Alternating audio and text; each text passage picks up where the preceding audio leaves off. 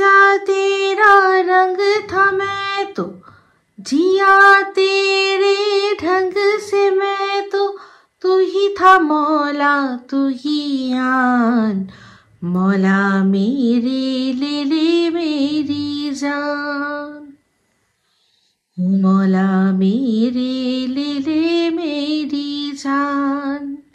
Welcome to टक ঝাল মিষ্টি উইথ ইপসিতা। আমি ইপসিতা, এখানে নোগা লাগাই নো কিস্তি অনলি মস্তি। তো আজকের ভিডিওর ইন্ট্রোডাকশনে যে গানটা গাইলাম সেই গানটা হচ্ছে গিয়ে চক দে সিনেমার। তো চক দে সিনেমাটা আমরা মোটামুটি সবাই দেখেছি। তো এই গানটার সিচুয়েশনটা কি ছিল, একটা খুবই হার্ট ব্রেকিং একটা সিচুয়েশনের গান, যে মানুষটা তার 100% দিয়েছে তার দেশের জন্য, একটা গেম খেলার জন্য।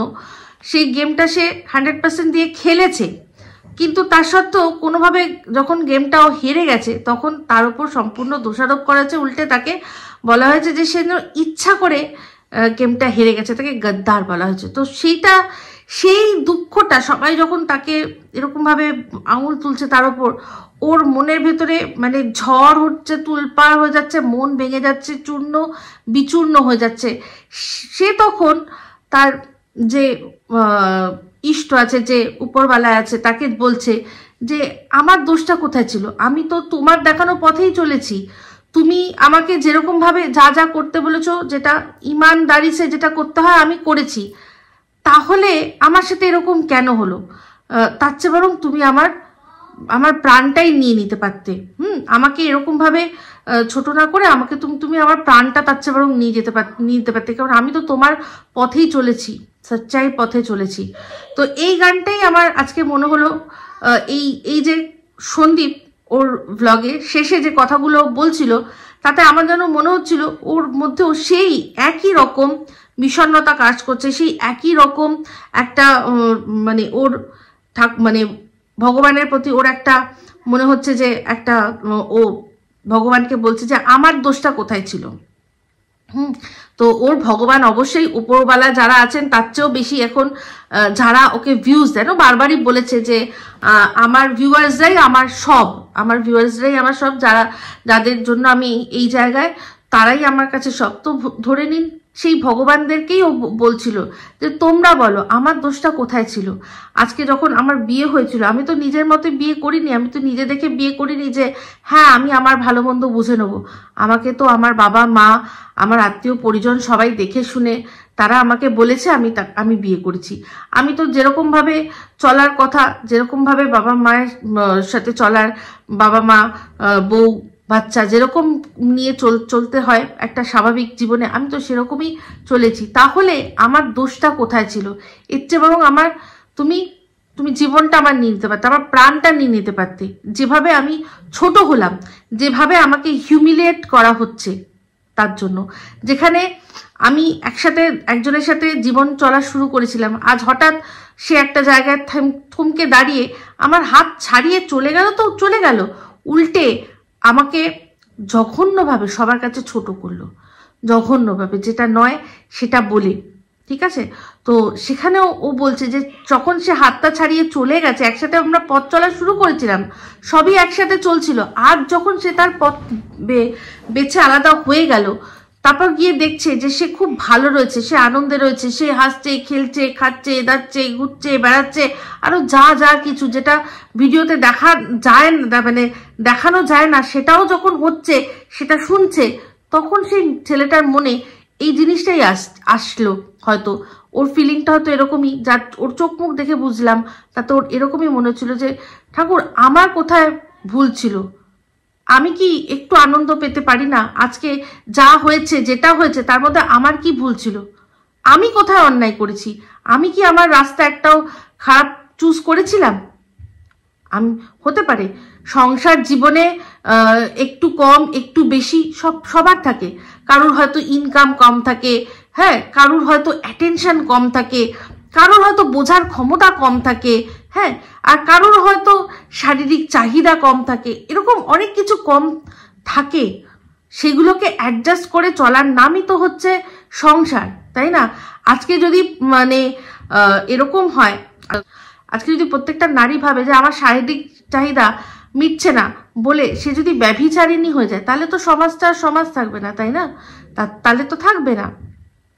তো আজকাল যা দেখছি তাতে মানে যেরকম ছেলেদের জন্য পতিতালয় আছে, তেমনি মেয়েদের জন্য এরকম তৈরি করতে হবে মনে হচ্ছে। কারণ সত্যি তো তারা নিজেদের যদি মানে শারীরিক চাহিদার জন্য এত দূর যেতে পারে, যেখানে কিনা সন্তাতির কথা চিন্তা করছে না, তার চেয়ে বরং ভালো মেয়েদের জন্য একটা পতিতালয় তৈরি করে নেওয়া, যাতে আর কি যেসব মেয়েরা শারীরিক সুখ পাচ্ছে না তারা গিয়ে সেখানে শারীরিক সুখটা নিয়ে চলে আসুক, যাতে এই সংসারের এই বাচ্চা কাচ্চা এদের ওপর যেরকম আজকে পড়ছে সেরকম যেন না হয়। এই কথাগুলো বলছি, কিন্তু আমি ভালো করেই জানি এটা কোনোভাবে মানে একেবারেই অলীক। তো এই অলীক কথাগুলো অলীক বলেই তো আজকে তাদেরকে ব্যভিচারিণী বলে, যারা কিনা এই জিনিসটা করছে, তাই না? তো এটা বোঝানোর জন্য এই কথাটা বললাম। তো যাই হোক, এখানে বক্তব্য এটাই যে সন্দীপের ভিডিওটা আগে বলে নিই, একটুখানি পুরোটা দেখলাম।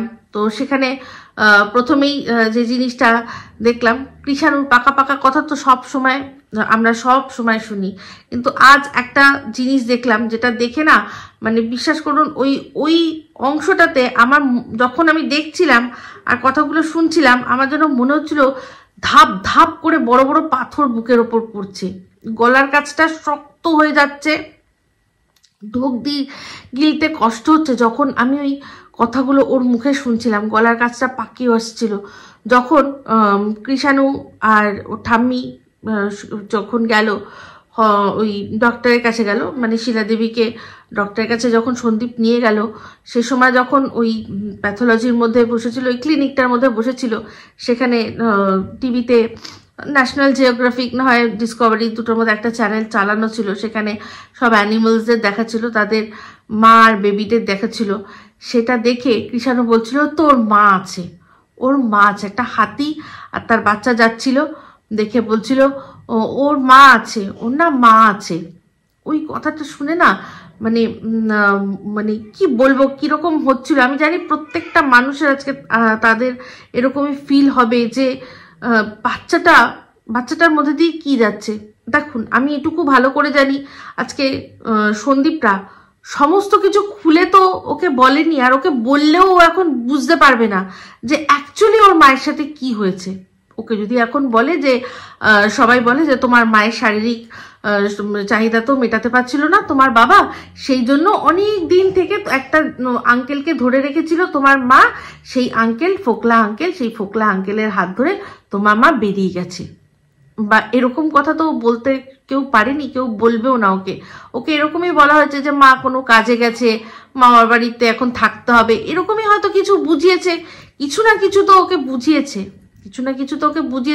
আর যেহেতু ছেলেটা প্রথম থেকেই মায়ের থেকে একটু একটু আলাদা থাকতো, তো ওর কাছে হয়তো এই জিনিসটা অতটাও অস্বাভাবিক লাগছে না।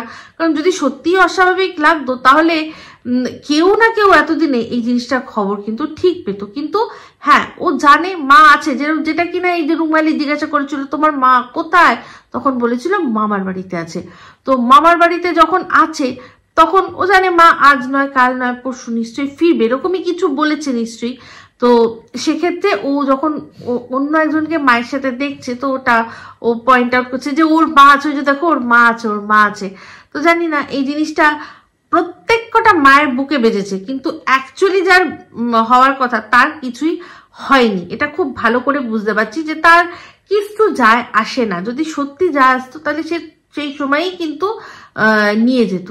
তো যাই হোক, সেও ভালো করে জানে যে নিয়ে গেলে বাচ্চাটার প্রতি বেশি অবিচার করা হবে, কারণ বাচ্চাটা ওকে ছেড়ে থাকতে পারলেও এখানে বাবা ঠাম্মি আর দাদুকে ছেড়ে কিন্তু থাকতে পারে না। তো এই হলো ব্যাপার। খুব মানে ও যেভাবে বলছিল না, কেমন যেন একটা লাগছিল, সত্যি বলছি। তো মনে হচ্ছিল জোরে ধরে বুকের মধ্যে একবারে চেপে ধরে ওকে আদর করে দিই আর বলি যে হ্যাঁ মা আছে। তো এবার ভিডিওর মধ্যে যেটা দেখলাম সেটা হচ্ছে গিয়ে সন্দীপকে দেখলাম যে বলল যে হ্যাঁ ঘর সাদা করলে ঘরটা বড় বড় লাগে। তো এই কথাটা আমি সহ আরো অজস্র মানুষ ওর কমেন্ট বক্সে লিখেছে, আমি ভিডিওর মধ্যে বলেছি, অনেকে বলেছে যে এটা সত্যি কথা যে লাইট কালার হলে ঘরটা বড় বড় লাগে, তো ও সেটা বুঝেছে। আশা করি এবার যা রং করবে সব লাইট শেডই করবে, তাতে দেখতে আলোটা খুব ভালো খোলে আর দেখতে বেশ বড় বড় লাগে, বিশাল যতটা না ঘর তার চেয়ে বেশি বড় বড় লাগে। তো সেটা বুঝে হয়তো সেরকম কালার ও করবে। তো যাই হোক, তারপর যেটা দেখলাম সেটা হচ্ছে গিয়ে ওরা আসার সময় রোল, ও তো রোলটা খাওয়ার সময় একরকম চব্য, সেই রোল তো ও একাই একটা গোটা রোল খেয়ে নেবে। তো দেখলাম শেষমেশ হ্যাঁ একটুখানি ওকে আলাদা করে বাটিতে, মানে প্রথমে গোটা দিয়েছিল তারপর মনে হয় বাটিতে দিয়েছিল। তবে সবচেয়ে সুন্দর লাগলো দেখতে যে সন্দীপ আর সন্দীপের মা কি সুন্দর একটা রোলকে শেয়ার করে করে দুজনে মিলে খাচ্ছে, খুব সুন্দর লাগে। এই জিনিসটা আমি দুদিন আগে দেখেছিলাম, ওরা যখন ওই যে পেয়ারা, ওদের বাড়ির সামনে যে দরজার সামনে যে পেয়ারা গাছটা, সেখানে ছোট ছোট পুচকুলি পুচকুলি বলছিল না, পুচকুলি পুচকুলি পেয়ারা হয়, সেখানেও দেখছিলাম যে মা এক কামড় খাচ্ছে, ছেলেকে এক কামড় দিচ্ছে। এই দৃশ্যটা যে এত সুন্দর লাগলো কি বলবো। আমি জানি কতজন হয়তো রিলেট করতে পারবেন, যেরকম পথের পাঁচালীতে যে মা পান চিবিয়ে সেখান থেকে ছেলেকে একটু দিত, খেত, ছেলে সেটাই চিবাতো, ওই যে ওই দৃশ্য, ওই জিনিসগুলো যেন আমার চোখের সামনে ভেসে উঠলো। আমি জানি এই জিনিসটা নিয়ে অনেকেই অনেক নোংরা চোখে দেখবেন, নোংরাভাবে এটাকে ব্যাখ্যা করা হবে, কিন্তু আমার চোখে কিন্তু এই দৃশ্যটা ঠিক ওই রকম পথের পাঁচালীর দৃশ্যটার মতোই লাগলো। তো চলে আসি এবার সন্দীপ যে কথাগুলো বললো, খুবই ইন্টেন্স কথাগুলো, খুবই ওর যে মানে একেবারে মনের ভেতর থেকে বলছে কথাগুলো, বুঝলাম। তো এখানে সন্দীপ যেটা প্রথমেই বললো যে দেখো আমি তো বিয়ে করেছিলাম, বিয়েটা করে আমি খুব ভুল করেছিলাম, কিন্তু আমি বিয়ে তখন করতে চাইনি, আমি বিয়ে করতে চাইনি, আমি চেয়েছিলাম অন্য কিছু করতে। তো যাই হোক, তখন যেটা হয়েছিল হয়েছিল, কিন্তু এখন আমি চাই আবার নতুন করে ঘুরে দাঁড়াতে, আবার নতুন করে কিছু করতে। সুযোগ একটা এসছে, আমি সেই সুযোগের সদ্ব্যবহার করব। তো আমি দেখলাম অনেকেই, সবাই ওর কমেন্ট বক্সেও বলছেন, আর অনেকে ভিডিও হয়তো করছেন, হয়তো সবারই মনে হচ্ছে সন্দীপ কি আবার তাহলে বিয়ে করতে চলেছে। তো জানি না আমি কতটা সন্দীপকে চিনতে পেরেছি, আমি জানি না। ও যদি সত্যি এটা বিয়ে পারপাসে বলে থাকে, তাহলে আমি বলবো যে ও কি হিসাবে বলেছে বা কাকে সঙ্গিনী করতে চলেছে, এরকম একটা আইডিয়া আমার মাথায় আসলেও আসতে পারে, বাট সেই আইডিয়াটাকে আমি খুব একটা বেশি গুরুত্ব দিচ্ছি না। কারণ আমার মনে হচ্ছে যে সন্দীপ এটা বিয়ে বা জীবন সঙ্গী নয়, তার চেয়েও আরো অনেক বড় কিছুর জন্য বলেছে। হয়তো যেগুলো ও করতে পারেনি, হয়তো ওর কোনো কোর্স করার ইচ্ছা ছিল, বা ওর হয়তো কিছু পড়াশোনা করার ইচ্ছা ছিল, যেটা সে সময় ও বিয়ে করে নিয়েছে, ওর বিয়ে হয়ে গেছে, ও সেগুলো করতে পারেনি, এটা আমার ধারণা। হয়তো আমি ভুল হতেও পারি, হয়তো ও জীবনটাকে আবার নতুন করে কারোর হাত ধরেই দেখার মানে শুরু করার চেষ্টা মানে বা চিন্তা করছে, সেটা হলেও হতে পারে। সেটা যদি হয়ও আমি বলবো তাতে আপত্তিও কিছু নয়, তাতে খারাপও কিছু নয়। তবে এবার বলবো যে আগের বার যে ভুলটা করেছিল সেই ভুলটা যেন এবার না হয়। প্রথমত সবার আগে, এখন যেহেতু ওর জীবনে কৃষাণু আছে, তো ওর জীবনে নতুন যে আসবে তাকে যেন ও পরিষ্কার এটা বলে দেয় যে আমার জীবনে আমার সবার আগে প্রায়োরিটি আমার ছেলে, আমার বাবা মা, তারপর যদি কিছু বাঁচে তার সেই অংশটা কিন্তু তুমি পাবে। এটা আগের থেকেই বলে দেওয়া উচিত, আর একদম প্রথম থেকেই, যাতে কোনো সেই মেয়েটিরও মনে অন্যরকম কোনো চিন্তাধারা না আসে। আগে ছেলে, সবার আগে ছেলে, বাবা মা, তারপর তাদের প্রতি সমস্ত কর্তব্য করে যেটুকু ভালোবাসা বাঁচবে আমি তোমাকে দেবো, আর সেই 100% সেটা তোমাকেই দেবো, আমার লাইফে আর অন্য কেউ আসবে না। সেই আশ্বাস, সেই বিশ্বাসটা আমি তোমাকে দিচ্ছি, সেই আশ্বাস, সেই বিশ্বাসটা আমি তোমাকে দিচ্ছি। কিন্তু তোমার আগে মাথায় রেখো আমার ছেলে আর আমার বাবা মা আছে, আর তোমাকেও আমার থেকেও বেশি প্রায়োরিটি দিতে হবে আমার ছেলে আর আমার বাবা মাকে। তুমিও সেম প্রতিজ্ঞাবদ্ধ হও, আগে আমার ছেলেকে আর আমার বাবা মাকে ভালোবাসা দেবে, তারপর যেটুকু বাঁচবে সেটুকু তুমি আমাকে দেবে, আর শুধু আমাকেই দেবে। এই রকম প্রতিশ্রুতিবদ্ধ হয়ে তবেই যদি কারোর সাথে ও আবার জীবন শুরু করতে চায়, করতে পারে আমার মনে হয় এটা ওর বলে নেওয়া উচিত আগের থেকে। আর না হলে আমি যেটা ধারণা করছি, যেটা আমার মনে হলো, আমি যেটুকু ওকে চিনেছি বা বুঝেছি, আমার মনে হচ্ছে এটা অন্য কোনো ভেঞ্চার, যেটা ও সে সময় করতে পারিনি। হয়তো দেখুন, আমি অতটাও ঠিক আমার মাথায় আসছে না, তবে ও তো অনেক রকমের হাতের কাজটা জানে, তো ওর হয়তো কোনো দোকান করার ইচ্ছা হতে পারে, বা ও কোনো বিজনেস ওর হয়তো করার সে সময় ইচ্ছা থাকতেও পারে, সেসব ধরনের কোনো ইচ্ছা, বা ও কোনো নিখাত পড়াশোনা, হয়তো পড়াশোনাটা মানে মনে করতে পারে যে আমি পড়াশোনাটা শেষ করি, সেটা হয়তো করতে পারে, এরকম ধরনের আমার কিছু মনে হচ্ছে। তো যাই হোক, যাই হবে না হবে সেগুলো তো আমরা সেটা দেখার জন্য অবশ্যই সন্দীপের দিকে তাকিয়ে বসে আছি। ওর ব্লগে আসবে, তখনই আমরা সেটা দেখব, ঠিক আছে?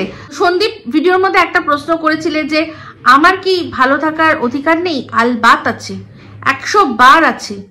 কারণ তুমি তোমার তরফে একটা বিয়ের রিলেশনে যা যা দরকার তুমি ঠিকঠাকই করেছিলে। এবার কারোর যদি অতিরিক্ত চাহিদা হয়, তাও আবার শারীরিক, তাহলে সেটা কিছু করার নেই।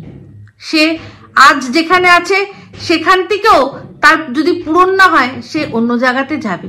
কারণ শারীরিক চাহিদা, এই যে চাহিদাটা, এই জিনিসটা যদি থাকেও, অপূর্ণ থাকলেও, যে যার চাহিদা, তার তোমার সাথে খোলাখুলি কথা বলে সেটাকে তোমাদের মধ্যে ঠিক করতে হতো। সে কি কোনোদিনও তোমাকে বলেছে যে দেখো আমার কিন্তু এই চাহিদাটা পূরণ হচ্ছে না? যদি সে বলে থাকে তাহলে একটা আলাদা ব্যাপার। আর আমি যতদূর মনে হয় তোমার কথাগুলো যা শুনেছি, তাতে পরিষ্কার বোঝা যাচ্ছে যে তোমার এই সম্পর্কে কোনো আইডিয়াই ছিল না যে ও শারীরিকভাবে অসুখী। তুমি হয়তো এটা জানতেই না। তুমি দিদি মানো, আমি ভাই মানি, কিন্তু তার সত্ত্বেও এই কথাগুলো বলতে হচ্ছে। কারণ এই জিনিসগুলো এখন তোমার তো শুধু এই সোশ্যাল মিডিয়া না, তোমার এটা আইন আদালতের ক্ষেত্রেও লাগবে। তো সেক্ষেত্রেই এই জিনিসটা আমার মনে হয়, আমি যেহেতু পরিষ্কার বুঝেছি, তাই আমার এই পয়েন্টটা পরিষ্কার বুঝিয়ে দর্শকদের দেওয়া ভালো, যে ও কিন্তু কোনোদিনও বলেনি, যবে ও হাতে নাতে ধরা পড়েছে তার আগে কিন্তু কোনোদিনও সন্দীপকে এই কথাটা বলেনি যে আমি তোমার দ্বারা ফিজিক্যালি স্যাটিসফাইড নই, আমি তোমার দ্বারা ফিজিক্যালি ফুলফিলড নই, এই কথাটা কিন্তু বলেনি। যে কিনা এখন কিন্তু যখন চলে গেছে ওকে ছেড়ে, সে এখন জনে জনে সবাইকে বলেছে, যার হাত ধরেছে তাকে বলেছে, যাদের দালাল লাগিয়েছে তাদের সবাইকে বলেছে। কি জন্য? যে যাতে ও নিজেকে জাস্টিফাই করতে পারে, নিজের এই এক্সট্রা ম্যারিটাল অ্যাফেয়ারটাকে জাস্টিফাইড করতে পারে, সেই জন্য এই কথাটা বলেছে যে আমি তো ফিজিক্যালি খুশি ছিলাম না। ঠিক আছে? তো আমি যতদূর মানে আমার মনে হয় যে ফিজিক্যালি স্যাটিসফাইড থাকবে না, তার আগে সবার আগে তার পার্টনারকে বলা দরকার যে আমি কিন্তু তোমার কাছ থেকে সেই সুখটা পাচ্ছি না, শারীরিক সুখটা পাচ্ছি না। আগে বলা উচিত। কারণ এটা কোনো রকম শারীরিক অক্ষমতাও হতে পারে মানুষের। অনেক মানুষ যারা প্রথমে একরকম ছিল, সেটা তারা পরবর্তীকালে তাদের শারীরিক কোনো না কোনো ভেতরে অসুস্থতা বা কিছু কারণে হতেই পারে সে আগের মতো আর নেই। তো সেটা তো তার পার্টনারকেও জানতে হবে। আজকে আপনি যদি মনে করেন যে আপনি ফিজিক্যালি অতটা অ্যাক্টিভ হতে পারছেন না, আপনার যে পার্টনার আছে তার তো যদি সে বোঝে, তার তাকে বলা উচিত যে তোমার কি কোনো শারীরিক প্রবলেম হচ্ছে, তুমি কি ডাক্তারের কাছে যাবে। আগে তো এইগুলো দেখা উচিত, আগে তো সেগুলো নিয়ে ইনভেস্টিগেশন করা উচিত, তাই না? আজকে এই জিনিসটা কিন্তু গামলার ক্ষেত্রেও হতে পারতো। হয়তো সন্দীপ কিন্তু অখুশি থাকতে পারত। তাহলে যদি সন্দীপ আজকে অন্য কারোর সাথে শারীরিক সুখ খুঁজতে বেরোতো, সেক্ষেত্রে গামলা পারতো ক্ষমা করতে? পারতো কি? আমার মনে হয় কিন্তু না। সন্দীপ তাও অনেক ম্যাচিওর, ব্যাপারটাকে অনেক সুন্দরভাবে হ্যান্ডেল করেছে। আজকে মানে যবে দীঘার থেকে বুঝতে পেরেছে, আমাদেরকে বুঝতে দেয়নি, দীঘার থেকে বুঝতে পেরেছে, আমাদের বুঝতে দেয়নি। 14 তারিখ থেকে 18 তারিখ অবধিও এত ঝড় বয়ে গেছে, ছেলেটা চুপচাপ সবকিছু ঠিক করার জন্য। দাঁতে দাঁত চেপে বসে রয়েছে।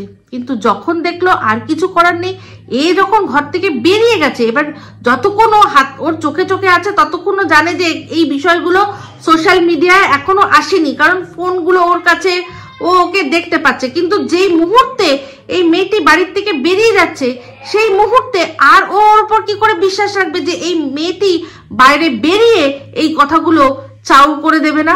যেখানে দেখেছে ও যে এই মেয়েটি কি ধরনের নির্লজ্জতায় মানে পৌঁছে গেছে, যে কিনা সালিশি সভার মধ্যে বয়স জ্যেষ্ঠ জেঠু দাদুদের বয়সী মানুষদের সাথে মুখে মুখে চোপা করে গেছে, যেটা ওর নাম আর কি চোপা, সেরকম চোপা করে গেছে। তো সেই চোপা যখন বাইরে বেরিয়ে যাবে, সে যে বেরিয়ে ক্যামেরা খুলে ওদের সম্পর্কে কি না কি বলবে, সেটা ওরা ধারণা করতেই পারছিল। তার উপর থানা পুলিশের ভয় দেখিয়েছে। ওরা জানে যে এদের আর কোনো চক্ষু লজ্জা নেই, এরা এবার এই জিনিসগুলোকে নিজের মতো করে রং মাখিয়ে দর্শকদের সামনে যদি প্রেজেন্ট করে, তাহলে আমরা কি করব? তখন আমাদের পক্ষে কি সম্ভব হবে মানুষকে বিশ্বাস করানো যে আমাদের কোনো দোষ নেই? সেই জন্য সেই ভয় থেকেই ও আগে ভাগে সবাইকে সত্যিটা বলে দিয়েছে। ঠিক আছে, তো যাই হোক, এই ভিডিওটাতে আমি এইটুকুই বললাম। যদি ভালো লাগে তাহলে অবশ্যই লাইক শেয়ার কমেন্ট করতে ভুলবেন না। যারা চ্যানেলটা সাবস্ক্রাইব করেননি তারা সাবস্ক্রাইব করে নেবেন। সবাই ভালো থাকবেন, সুস্থ থাকবেন। আবার আসি খুব শীঘ্রই একটা নতুন ভিডিও নিয়ে। তো me Ipsita signing off. Love you all.